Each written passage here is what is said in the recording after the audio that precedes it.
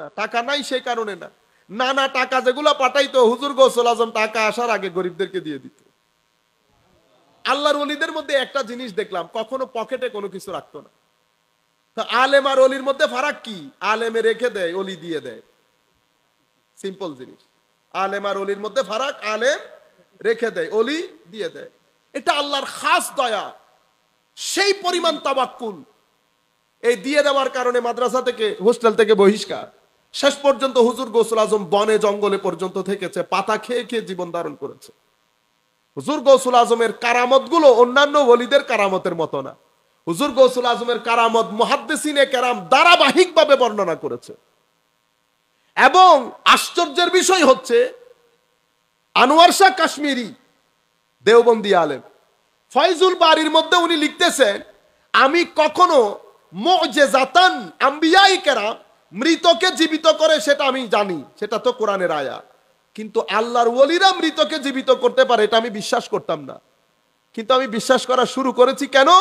তো আল্লাহর, বিশেষ করে হুজুর গৌসুল আজমের কারামাত মুহাদ্দিসিনে কেরামদের মাধ্যমে যেভাবে ধারাবাহিকভাবে বর্ণিত হয়েছে, এবং সেখানে মুর্দা জীবিত করার যে ঘটনা, এটার মাধ্যমে আমি বুঝতে বাধ্য হলাম যে মুর্দা জীবিত করা ওলিরও পারে, বলিরও পারে।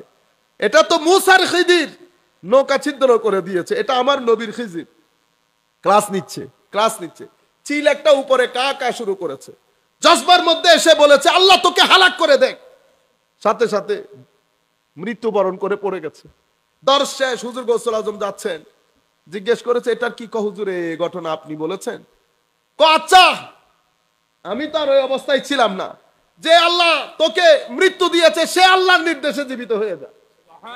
এখন আপনাদের কাছে শুনতে হয়তো মনে হচ্ছে কারামত না, এগুলা বর্ণনা করেছেন মুহাদ্দিসিনে কেরাম।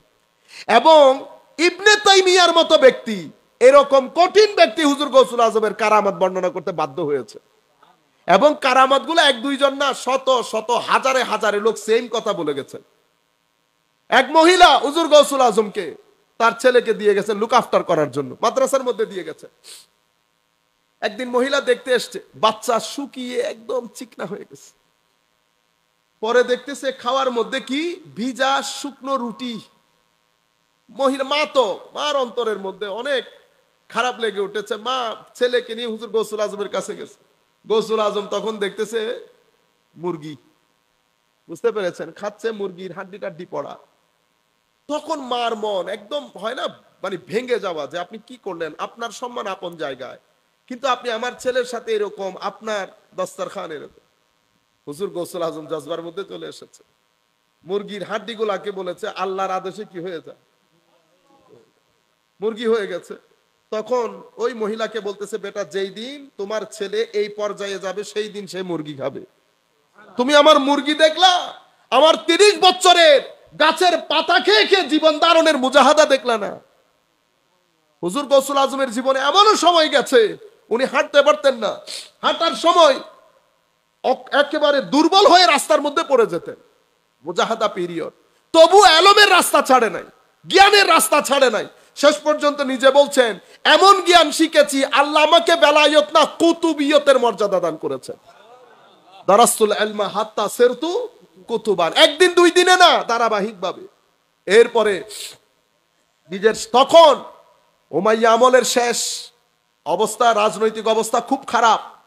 ফাতেমি আমল, ওখানে শিয়াদের, রাফেজিদের মিশরের মধ্যে, এদিকে দামেস্ক সিরিয়ার মধ্যে ওই যে মসজিদে কুদস দখল করার জন্য ক্রুসেডার সবাই, এক আজীব পরিস্থিতি। সেই পরিস্থিতির মধ্যে হুজুর গৌসুল আজমের উস্তাদ ইন্তেকাল করেন, দরসের মধ্যে বসেন, কিন্তু মানুষ বসে না। হুজুর গৌসুল আজম যখন দেখছে মানুষ আসে না, ইরানি মানুষ তো, আরবি তার আরবদের মতো বলতে পারতেছে, হুজুর গৌসুল আজম খলওয়াতের মধ্যে চলে, একাকিত্বে আল্লাহর দরবারে ইবাদতের মধ্যে চলে গেলেন। কিছুদিন পর আমার নবী স্বপ্নের মধ্যে এসে হুজুর গৌসুল আজমের মুখের মধ্যে 7 বার আমার নবীর থুতু মুবারক দিয়ে দিলেন। অতঃপর হুজুর গৌসুল আজমের, হুজুর রাসূল করিম সাল্লাল্লাহু আলাইহি ইসলামের পরে আরেকদিন খাবের মধ্যে হযরত আলী এসে 6 বার মুখের মধ্যে লাবে দহন থুতু মুবারক দিয়ে দিলেন। জিজ্ঞেস করলেন, হুজুর 6 বার কেন? 7 বার আমার নবী দিয়েছে, আমিও 7 বার দিলে আদবের খেলাফ হবে। এটা বেলায়েতের সম্রাট, এটা বেলায়েতের সম্রাট। কে দান করেছেন? আমার নবী দান করেছেন। সেই কারণে হুজুর গৌসুল আজমের এই, আপনি যদি খেলাফতের এই সিকোয়েন্স দেখেন, শেখ মোখাররিমি ওনার পীর অথবা আবু বকর শিবলির পীর হযরতে জুনায়েদ বুগদাদির শেখ হযরতে সাহাল তুস্তারি, জুনায়েদ বুগদাদির শেখ হযরত সারি সাকাতির শেখ হযরত মারুফ আল কারখি শেখ হযরত দাউদ আত তাই শেখ হাবিব আল আজমির শেখ হাসান আল বাসারির শেখ হযরত আলী কাররামাল্লাহু ওয়াজহাহুল কারীম। এটা হচ্ছে সিকোয়েন্স। তো গৌসুল আজম না হয়ে কোনো উপায় আছে? এরপরে মজলিসে বসেছেন, 3 জনের মজলিস হইতো না, সেই মজলিস পড়াইতে 70,000-এর মজলিসে পরিণত হয় ইমাম ইবনে হাজার আসকালানির ভাষ্য মতে। এবং বিশ্ব বরেণ্য মুহাদ্দিসিন, ফুকাহা, মুফতি, জ্ঞান, মানে পুরা বাগদাদের গৌসুল আজমের মজলিস তখনকার যুগে মুসলিম জগতের সবচেয়ে জ্ঞান বিজ্ঞানপূর্ণ মজলিস ছিল। পুরো পৃথিবীর বুকে ছড়িয়ে গেছে বাগদাদে আব্দুল কাদেরের মজলিস। জ্ঞানী বিজ্ঞানীরা সেই মজলিসের মধ্যে আসতেন 3 দিন মতানুক্রমে, কেউ 5 দিন, কেউ 6 দিন বলেছে, পড়াইতেন এবং 13টা বিষয়ের উপর পড়াইতেন হুজুর গৌসুল আজম। এদিকে পড়াতেন, আবার আরেকটা মজলিস শুরু করেছেন, ওয়াজের মজলিস। যেই ওয়াজের উপর ভিত্তি করে হুজুর গৌসুল আজমের কিতাব রচিত হয়েছে আল ফাতহুর রাব্বানী। 22টা মজলিসের কথা ওই কিতাবের মধ্যে আছে। আমরা যখন গিয়ে আরবি শরীফ করব, আমাদের উচিত হবে ওখান থেকে একটা একটা করে দরস মানুষকে শোনানো। এভাবে ওয়াজ শুরু করেছে হুজুর গৌসুল আজম। একদিকে আলেম, একদিকে ওলি তৈরি করছেন। এই আলেম ওলিরা শেষ পর্যন্ত গিয়ে সালাউদ্দিন আইয়ুবীর সাথে মিশে মসজিদে আকসাকে উদ্ধার করেছেন। সেই কারণে সালাউদ্দিন আইয়ুবীর সৈন্যবাহিনীর মধ্যে অসংখ্য সৈন্যবাহিনী হুজুর গৌসুল আজমের ফেয়াজি আপ্তা ছিল। সেই কারণে আমি বলি, কুদসের আক্রমণে তালোয়ারের শক্তির চেয়ে সিনার শক্তি ব্যবহার বেশি হয়েছে। এভাবে হুজুর গৌসুল আজম আব্দুল কাদের জিলানী, অতঃপর কিতাব, এভাবে হুজুর গৌসুল আজম আব্দুল কাদের জিলানী দ্বীন ইসলামের সাচ্চা খেদমত আঞ্জাম দিয়েছেন, যেই খেদমতের কারণে আজকের দুনিয়া পর্যন্ত মুসলিম মিল্লাত সেটার ফল ভোগ করতেছে। আল্লাহর দরবারে দোয়া রইল, হুজুর আমাদেরকে হুজুরের ফুয়ুজাত দিয়ে কিছুটা হলেও যেন আমাদের নসিব হয়। এবং আমরা দোয়া করি মাওলাই করিম আমাদের সবাইকে এই কঠিন পরিস্থিতিতে ফিতনা থেকে যেন আল্লাহ আমাদেরকে রক্ষা করেন।